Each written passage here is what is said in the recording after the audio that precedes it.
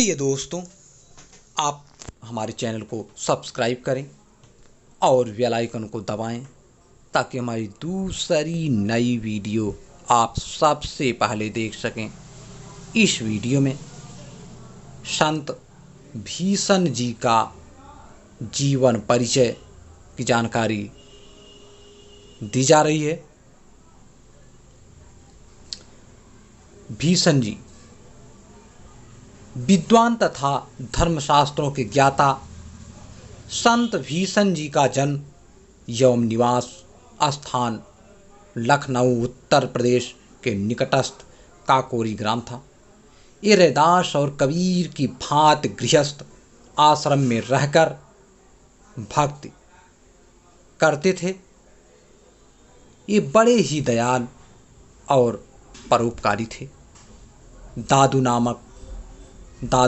नानक और मलूक दास की परंपरा में भीषण जी भी निर्गुण राम के भक्त थे।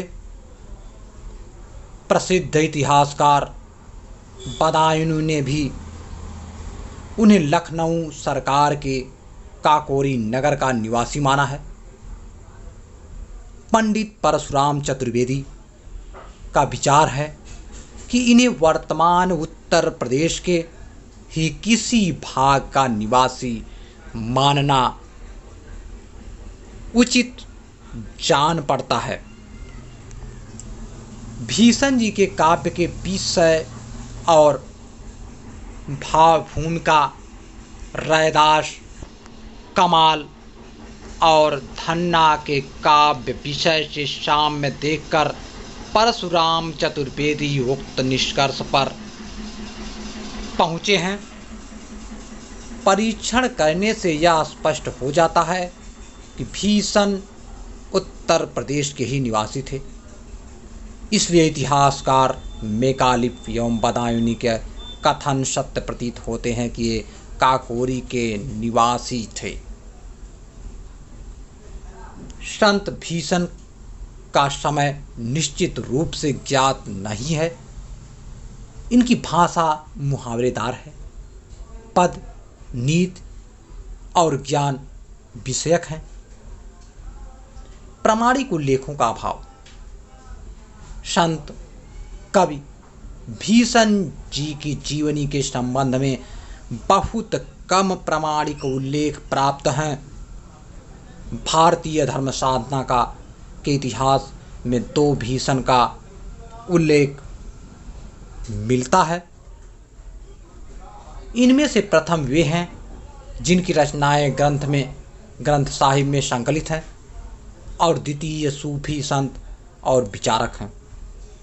लोगों ने इन दोनों के चरित्र और व्यक्तित्व को एक दूसरे से ऐसा मिला दिया है कि उन्हें पृथक करना असंभव है, यानी उन्हें अलग नहीं किया जा सकता। महिमा का गान। भीषण साहब के दो पद गुरु अर्जुन सिंह द्वारा संपादित गुरु ग्रंथ साहिब में संग्रहित हैं। इन पदों में राम और राम का नाम की महिमा का गान किया गया है। प्रथम पद में कवि ने कहा है कि वृद्धावस्था में जब शरीर शिथिल हो जाता है, नेत्रों से जल बहने लगता है और बाल दुग्धवत श्वेत हो जाते हैं, कंठ अवरुद्ध हो जाता है, शब्दों का उच्चारण करना भी कठिन हो जाता है। उस समय हे राम, यदि तुम ही वैद्य बनकर पहुँचो तो भक्तों के कष्ट दूर हो सकते हैं। जब मस्तक में पीड़ा उत्पन्न हो जाती है और शरीर दैविक तथा भौतिक तापों से दग्ध यौन संतप्त हो उठता है और जब कलेजे में व्यथा उत्पन्न हो जाती है तो हरिनाम के अतिरिक्त इन कष्टों से मुक्ति पाने के लिए कोई औषधि नहीं है। यह है नाम रूपी अमृत जल सतगुरु के प्रसाद से ही प्राप्त होता है। द्वितीय पद में कवि ने राम नाम की महत्ता और शक्तिमत्ता का वर्णन किया है। इन दोनों पदों के वर्ण विषय से स्पष्ट है कि कबीर, दादू नानक, मलूकदास आदि की भांति उनके हृदय में भी राम और राम नाम के प्रति अगाध प्रेम था।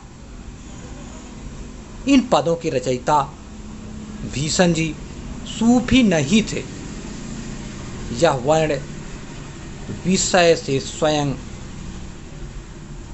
प्रकट है। मैकालिप के मत से साम्य रखते हुए पंडित परशुराम चतुर्वेदी ने लिखा है कि मैकालिप का कथन है कि जिस किसी ने भी आदि ग्रंथ में संग्रहित पदों को लिखा होगा वह एक धार्मिक पुरुष अवश्य रहा होगा और शेख फरीद सानी की ही भांति उस समय की सुधार संबंधी बातों से प्रभावित रहा होगा। ऐसा अनुमान कर लेना संभव है कि वह भीषण कबीर का ही अनुयायी रहा होगा। काव्य भाषा। भीषण जी के दो पदों का अध्ययन करने से स्पष्ट हो जाता है कि वे काव्य की प्रतिभा से संपन्न समर्थ कवि थे। उनके वर्णन भावपूर्ण और अभिव्यंजना शैली प्रभावशाली है। उनकी काव्य भाषा हिंदी थी। मुहावरेदार भाषा लिखने में वे कुशल थे। निधन। इतिहासकार बदायूं का मत है कि संत भीषण जी का स्वर्गवास हिजरी सन 921 सन 1573 ईस्वी में हुआ था। भीषण जी के लिए इस वीडियो में इतना ही। इसी के साथ हमारी वीडियो समाप्त होती है। अगर हमारी यह वीडियो आपको अच्छी लगी हो तो लाइक शेयर जरूर करें।